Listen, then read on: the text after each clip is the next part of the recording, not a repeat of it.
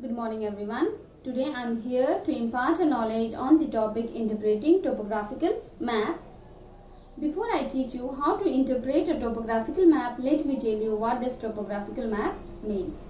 Topographical map are large scale map that shows both natural and the man-made features. Natural features like that of river, ocean, mountain, and the man-made features like post office, police station, railway lines, roadways. So these are the natural and the man-made features that are shown by a topographical map. In simple we can say, or in short we can say, topographical map are large scale map that shows both natural and the man-made features. In a topographical map, most of the landform or generally the shape of the landform is represented with the help of a counter lines. So what do you mean by counter lines? Counter line, it is an imaginary line that meet at an equal height above the sea level. Counter line, it is an imaginary line that meet at equal height above the sea level. Since a topographical map is drawn to provide a detailed information of a small area, a set of arbitrary lines instead of latitude and longitude is used to provide a detailed information or used to locate a particular features or a place. The set of arbitrary lines are known as the vertical line, it is known as easting, and the horizontal line, it is known as northing. So these are the two set of arbitrary lines that is used to locate a particular place on a topographical map. The vertical line, it is known as easting, and horizontal line, it is known as northing. Easting and northing. And when these two lines, easting and northing, intersect, there is a formation of grid square. This is known as grid square. So a network formed by the intersection of easting and northing line, it is known as grid square. Now let us discuss some of the features of the grid system. The vertical line that you see in a topographical map, it is known as easting. The horizontal line that you see in a topographical map, it is known as northing. The intersection of easting and northing forms a grid square. So there is a formation of, here is a formation of grid square. Intersection of easting and northing. Intersection of easting and northing forms a grid square. So this is known as grid square.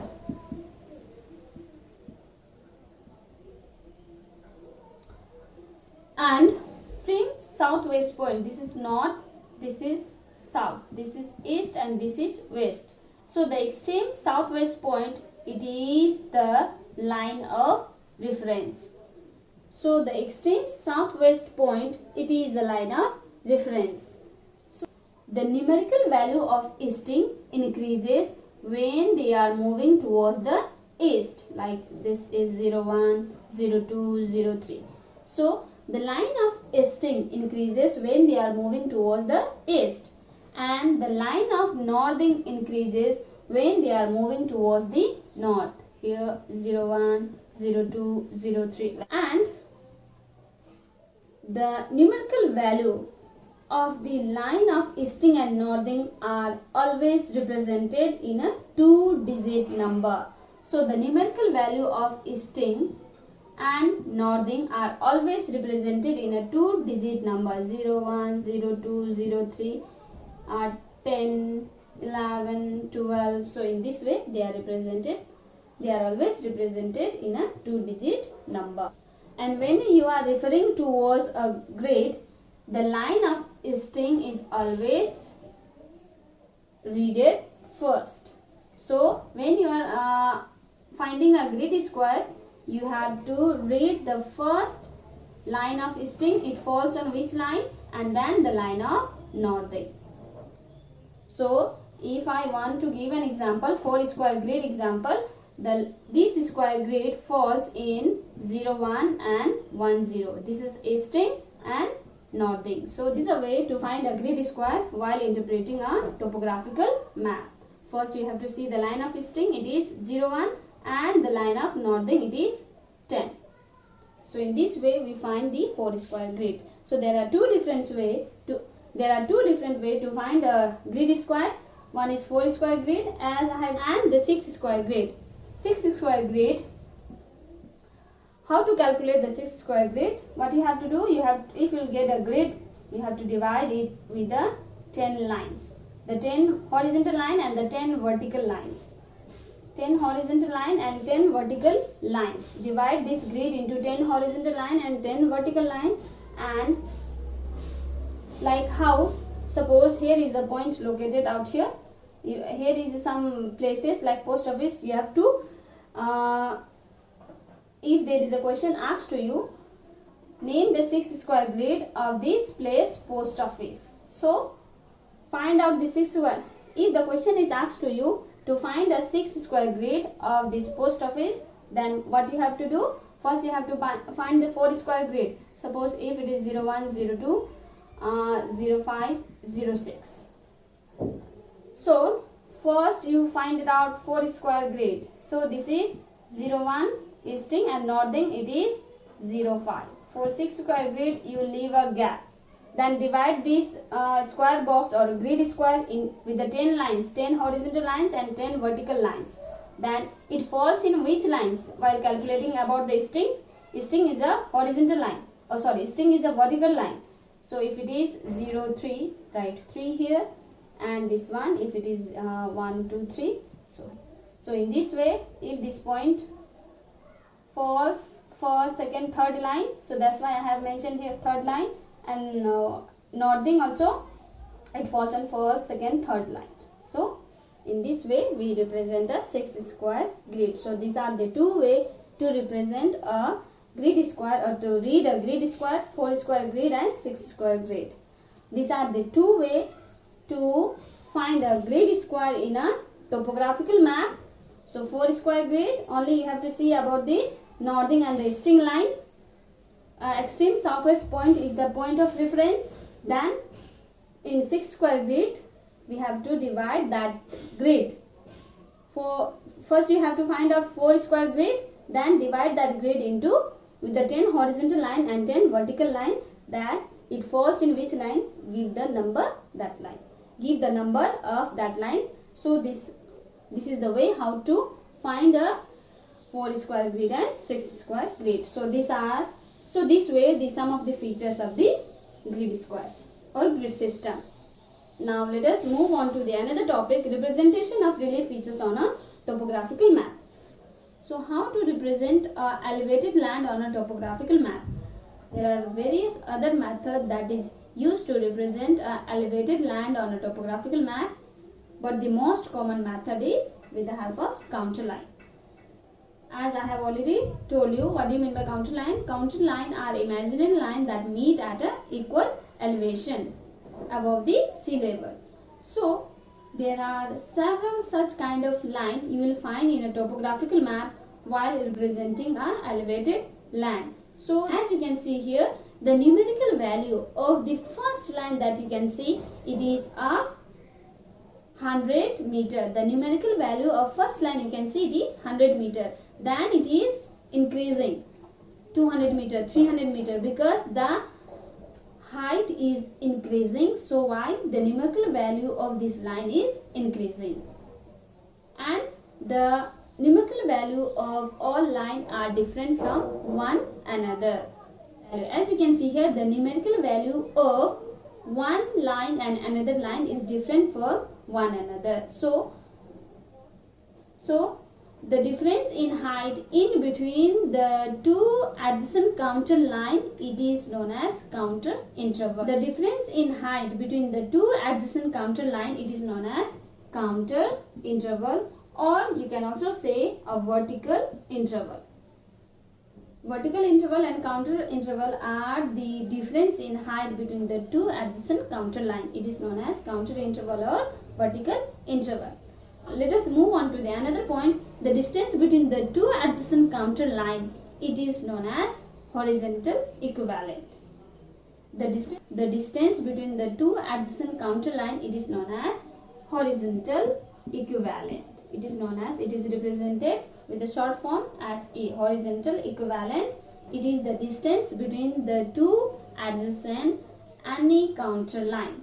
And counter interval means the difference in height between the two adjacent counter line. It is known as counter interval or vertical interval. And the difference between any two adjacent counter line, it is known as horizontal equivalent. So these are the important topics that you must know about the counter line. Counter line are always represented with a brown color.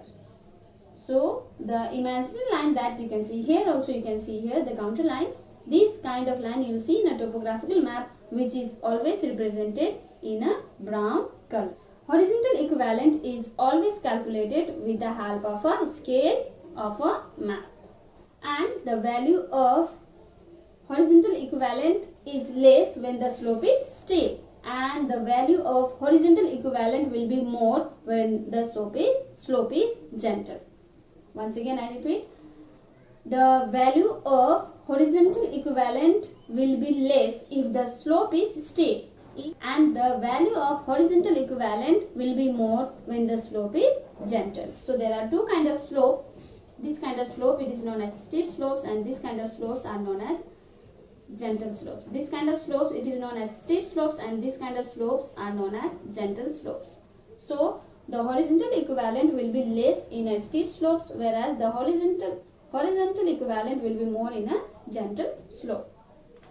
Identification of landform on a topographical map. It is very easy to identify a landform on a topographical map with the help of counter line. As I have already told you, while teaching about the characteristics of a counter line, that counter line, if they are very near to each other, then they represent a steep slopes, and if they are far from each other, it represents a gentle slope. That means the space between the counter line represent a gentle and the steep slopes. It is very easy to identify. The space between one counter line and another counter line tell us about the slope of a land. So if they are very close, it is a steep slopes. If they are wide, far from one another, then it is a gentle slopes. Plateau. The counter line on a plateau, they are very close to each other from all sides, but at the center, we don't find any circle at the center. Conical hill, we find a numerous concentric circle at the center, and the space between one counter line and another counter line is evenly spaced. If the shape of a counter line are in oval, it represents a ridges, and the counter line are very close to one another. Saddle, it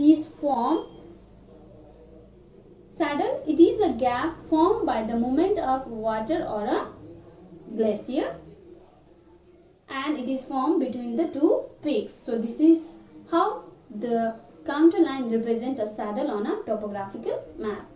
Waterfall, if the counter line are intersecting each other at a particular place, then it represents a waterfall, because there sometimes they touch each other. If the counter line are very close to each other and sometimes they touches each other at a particular point, it represents a waterfall. V-shape valley and U-shape valley, it is easy to find out. It is very easy because are in distinct V-shape and U-shape. This is how the pass, gap and col is represented with the help of a counter line on a topographical map. So these are the landform that we have learned to recognize or represent a landform with the help of a counter line on a topographical map. So counter line makes easier for us to identify the shape of the landform and the relief features of the landform. Settlements, it is very important topic that we need to discuss while interpreting topographical map. So what do you mean by settlements? Settlements are groups of houses that are usually found in village or in town where the people live. There are two types of settlements, urban settlements and rural settlements. So urban settlements are those settlements that are found in town or cities, and rural settlements are those settlements that are found in a village. So now let us discuss the factor that determine the size of the settlements. The factor that determine the size of the settlement, it is availability of roadways. Availability of roadways and railways play a very important role in determining the size of the settlements. If there is a good connection of roadways and railways, the size of the settlement will be large, and if there is a poor connection of roadways as well as railways, then the size of the settlements will be small. Availability of hospitals is also determine the size of the settlement, because people need health security. So the settlements will be larger in that area where they are getting the medical facilities, and smaller in that area if they are not receiving any medical facilities. Administrative buildings, availability of administrative buildings, rest house are the other important factor that determine the size of the settlements. Administrative buildings like post office, electric office and panchayat office.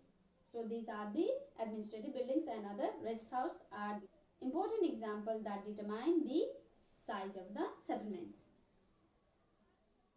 Now let us discuss the factor that determine the location and the pattern of settlements. So the first factor that determine the location and the pattern of settlements, it is flat land or it is a plain area.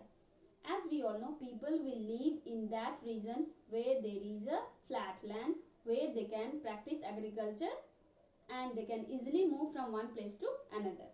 People do not want to live in the hilly areas. They do not make houses in the hilly areas because it is very difficult to live in this kind of region, and it is very difficult to practice agriculture. So the people prefer to live in the plain area rather than the mountain area.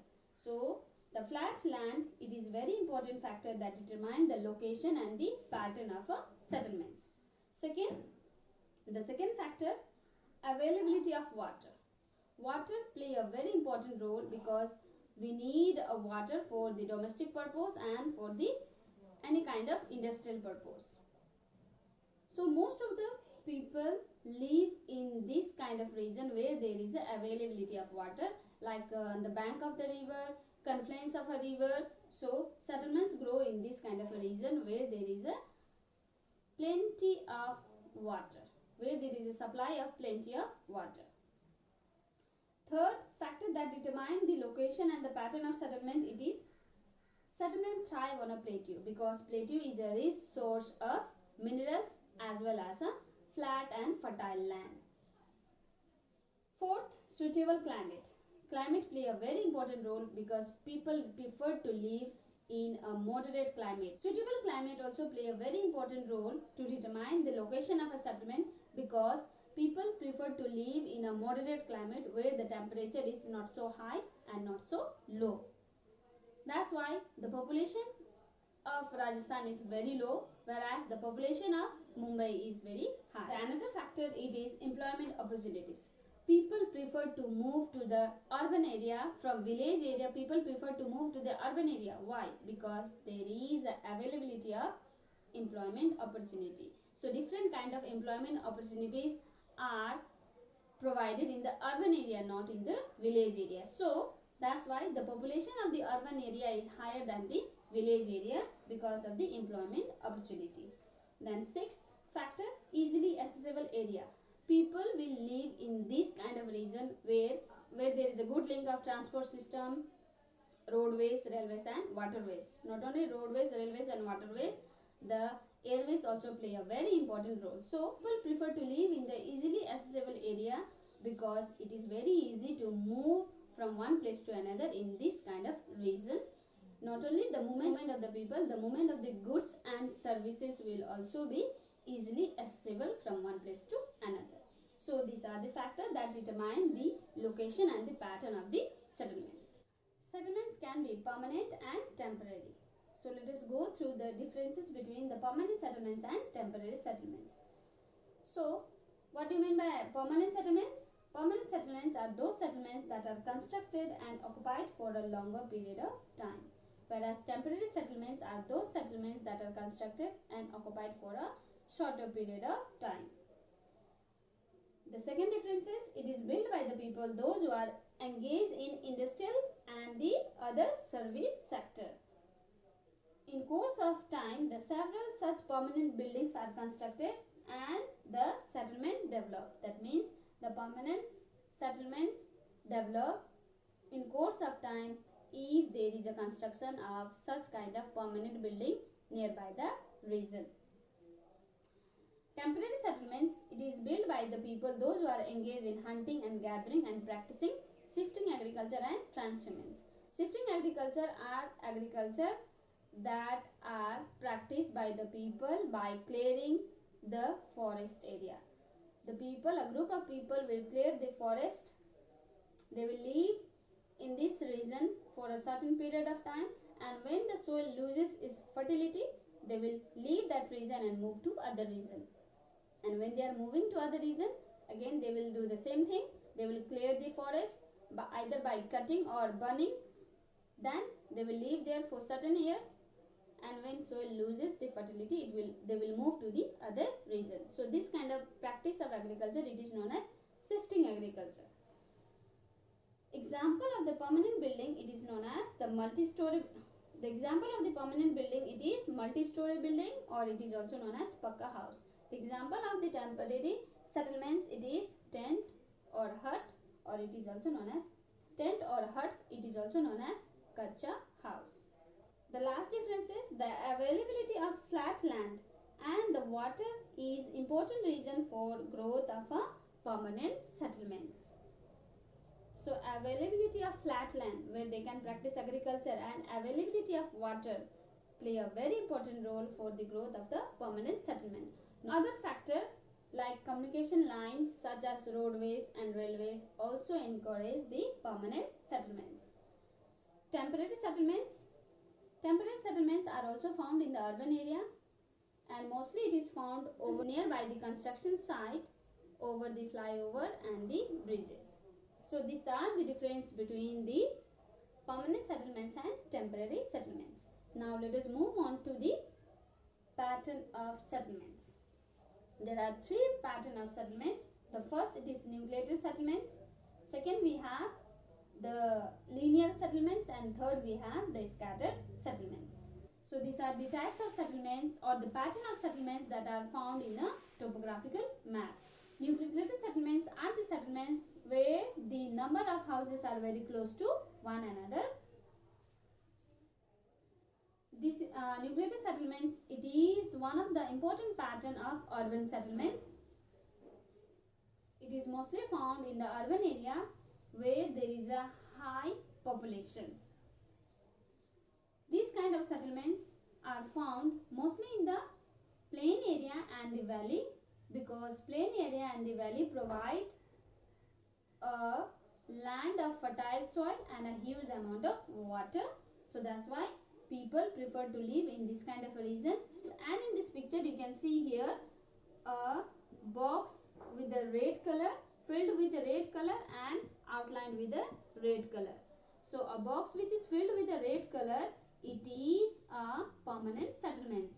A box which is outlined with the red color, it is a temporary settlements. Nucleated settlements generally have a well-knit and a large community. Apart from the houses, other facilities are also available in this region, like that of hospitals, education facilities, employment opportunities. So various kinds of employment opportunities, good communication lines. These are the important factors that help for the development or the growth of a nucleated settlements. That's why the houses are very close to one another, and it is also known as the clustered settlement. Linear settlements are those settlements that are formed in line. The name itself says that it is a linear settlements, which says the settlements which are developed in a line, it is known as linear settlements. It is found in village area as well as in urban area.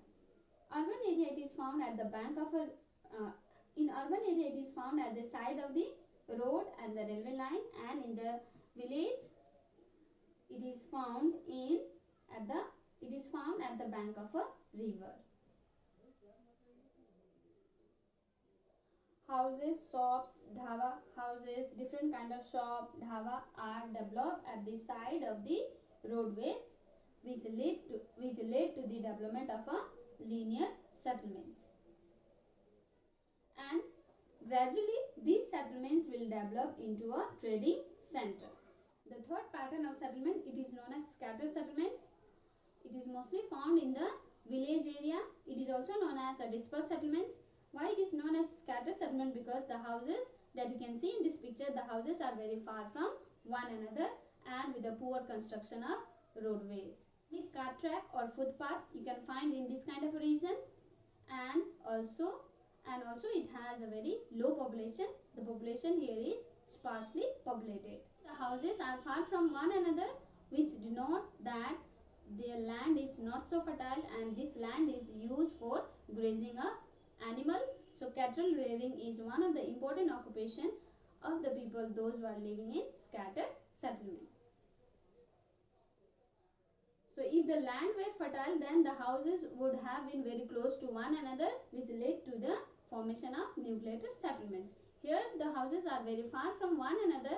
That's why this shows that the land is not so fertile, and the main occupation of the people is grazing of animal. So these are the three types of settlements that are found in the topographical map. Now let us move on to the transport and communication. How to interpret the transport and communication lines on a topographical map. Transport and communication. On a topographical map, you will notice some kind of a black line that crossing the map. These are the symbols. These lines are the symbols of roadways and railway track, which indicate a good communication lines in that particular area. Not only that, it also shows the mode of transport in that particular area. So the opposite construction of roadways are of two different way. One is metal road and a unmetal road. Metal road are also known as pakka road, whereas unmetal road are kacha road. So construction of a metal road. So how to recognize a metal and the unmetal road? Metal road are two line with the red ink, and unmetal road are the broken line with a red ink. So this is the symbol of unmetal road, and this is the symbol of metal road. So if this kind of line you will see a broken line with the red ink, it is the unmetal road, and the double line, a set of two lines on a topographical map with the red ink, it is a metal road. So metal road, it is a pakka road where the movement of the vehicles such like bus, car, jeep, whereas the unmetal road, the movement of the vehicles like cart, bullock cart, and the ponies, horses that you can see, this kind of unmetal road are mostly found in the hilly areas and the remote areas. So metal road are found in the urban area, town or cities. So, and the construction of a metal road and the unmetal road also show the movement of the types of vehicles. So we can easily find out the movement of the types of vehicles in unmetal road and the metal road. The construction of a roadways and railways mostly depend upon the type of landform. If it is a hilly area and a flooded land, then there will be a poor construction of roadways and railway lines. And if it is a plain area, then there will be a good construction of railway lines, railway and the roadway. Construction of roadways and railways depend upon the relief features of the land. If the land is high altitude and mountain region, there will be a poor construction of roadways and railways. And if it is a plain area, there will be a good construction of roadways and railways. Bridges on the roadway line, you can see a bridges on the roadway line. It shows that these roads are crossing the river. This road is crossing the river. Communication and transport line indicate the importance of a place. That means if there is a good connection of transport and communication, the place has some significance. When many roads and railway lines converge in a village or in a town, that indicate the importance of a place. So convergence of railway line and roadway line in a village or in a town indicate the importance of a place. It could be because of the several reasons such as economic activities. It could be because of the several reasons such as economic activities, or the reason could be a tourist hotspot. There can be a several reason for the convergence of transport and the communication lines. It could be because of the good economic activities, or because of the tourist hotspot, or because of the presence of the industries and the factories, leading to a plenty of job opportunity. Airport is also an important forms of travel and communication. Airport is also one of the important forms of transport and communication, but it is confined to a large cities only. We don't find airports everywhere every town or every cities. We find airport are confined only to a large cities. We don't find airport in every town or a cities. We find airport confined only to a large cities. The convention sign of airplanes indicate the presence of airport or airstrip. So the convention sign, the conventional sign, so this kind of sign, the airplane sign, which indicate the convection. So this kind of conventional sign indicate the presence of airport in that particular area. So this was about the transport and communication, and was the last topic of the chapter interpreting topographical map.